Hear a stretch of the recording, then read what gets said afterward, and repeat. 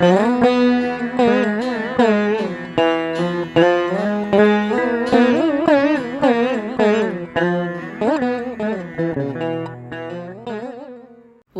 ஸ்ரீ கல்கி அகத்தீசாய நமோ நமக.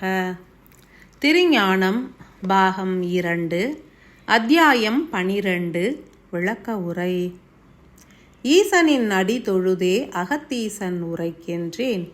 மாற்றமடையும் இறை ஒளி குறித்து எடுத்துரைக்கும் இறுதி அத்தியாயமானது மனிதர்களை தெய்வ நிலைக்கு உயர்த்திடும் 12 உட்கருத்துக்களும் பொருள் புதைந்தவையாகும். 1. இறை ஒளி என்பது குறித்து விஞ்ஞானபூர்வமாக அறிய வேண்டும் எனில் அதன் மாறுபட்ட இரசாயனத் தன்மையினை உணர வேண்டும். 2. படைத்தல், காத்தல், அழித்தல் எனும் முப்பெரும் தொழிலினை ஏற்கின்ற தெய்வங்களை போன்று ஆன்ம ஒளி, இறை ஒளி, சூன்ய ஒளி எனும் முப்பெரும் ஒளியாற்றலும் செயல்புரியும். 3. மனிதர்கள் விஞ்ஞானமாக அறிய வேண்டியது யாதெனில் இப்பிரபஞ்ச ஆற்றலாக சூரிய ஒளியின் மூலம் வெளிப்படும் எண்ணற்ற ஒளி சக்திகள் ஒவ்வொன்றும் ஒவ்வொரு இரசாயன தன்மையினை கொண்டிருக்கும் என்றும் அதன் மூலம் மனிதர்களின் உணர்வுகளும் அறிவு நிலைகளும் இயக்கங்களும் மாறுபட்டு கொண்டே இருக்கும் என்பதுவே ஆகும். 4. எரிபொருளுக்கு ஏற்பவே இயக்கம் மலரும் என்பது இயற்கையின் நியதி. கனி தரும் மரங்கள் ஒவ்வொன்றும் உகந்த ஒரு எரிபொருளினையே இயற்கையிடமிருந்து ஈர்த்து பெறுகின்றது. மனிதர்களே அனைத்து ஒளி சக்தியினையும் எரிபொருளாக பெற்றுவிட இயலும். 5. மனிதர்கள் தங்கள் வாழ்வு மேம்பட வேண்டும் எனில் ஏற்கின்ற எரிபொருளின் தன்மையினை தங்களது உணர்வு நிலைகளின் துணை கொண்டே மாற்றி அமைத்திடலாம். 6. ஒரு தினத்தில் எத்தனை வகை எரிபொருட்கள் உயிரினால் ஏற்கப்படுகின்றது, அவை ஆற்றும் செயல்கள் யாது, அவற்றின் தன்மை என்ன ஆகியவற்றை உணர்த்துவதே திருஞான நூலின் முதன்மை கடமையாகும். 7.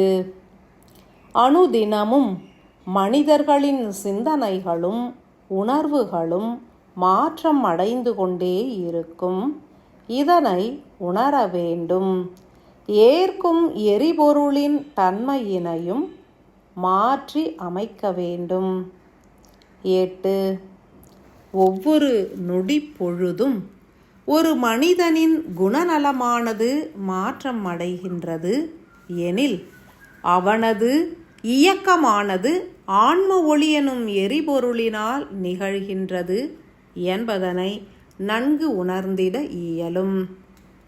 9. நல்ல குருமார்களின் துணை கொண்டு இறை வழிபாடு புரிந்து நல் மார்க்கம் பயணிக்கத் துவங்கினால் மனிதர்கள் தங்களது எரிபொருளினை ஞான அணுக்களிடமிருந்து இறை ஒளி எனும் வடிவினில் பெற்று ஒருமித்த குணநலன்களையும் மெல்லிய மாற்றத்தினையுமே ஏற்றிடுவர். 10. புற உணவுகளையே ஏற்று அதன் ஆற்றல்களையே முழுமையாக சார்ந்திருக்கும் தருணம் மனிதர்கள் இருளினில் மூழ்குகின்றனர். பின்னர் சாத்வீக உணவுகளை ஏற்று பதமுற்ற நிலையில் ஆன்ம ஒளியினை இயக்கத்திற்கான எரிபொருளாக ஏற்கின்றனர். 11. ஆன்ம ஒளியினால் இயங்குவதன் மூலமே இறை ஒளியின் ஆற்றல்களை உணர்ந்திடுவர். பின்னர் மெல்ல மெல்ல இருளிலிருந்து பூரணமாய் விலகி இறை ஒளியினை நாடியே சென்றடைவர். 12. புற உணவுகளையே முழுமையான எரிபொருளாக ஏற்று இயங்கினால் அறியாமை எனும் இருள் சூழ்ந்திருக்கும். பின்னர் ஆன்ம ஒளி என்பது அறிவினை புகட்டும்.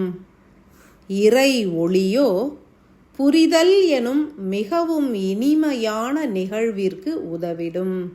இறுதியில் சூன்ய ஒளி என்பதோ பிரபஞ்ச இயக்கத்தினை முழுமையாக உணர வைக்கும். ஆன்மாவினை உணர்ந்து விடுவிக்கவும் உதவிடும். இரண்டாம் பாகம்தனில் இறை ஒளி எனும் எரிபொருள் குறித்து அதி அற்புதமாய் சாரதை அன்னை உணர்த்தியுள்ள நிலையில் மூன்றாம் பாகத்திலும் அதி உன்னத நுணுக்கமான சூன்ய ஒளி குறித்தே தெளிவாய் எடுத்துரைத்துள்ளார். தொடர் செயலாய் அறிந்திடுங்கள். பூரண ஆசிகள்.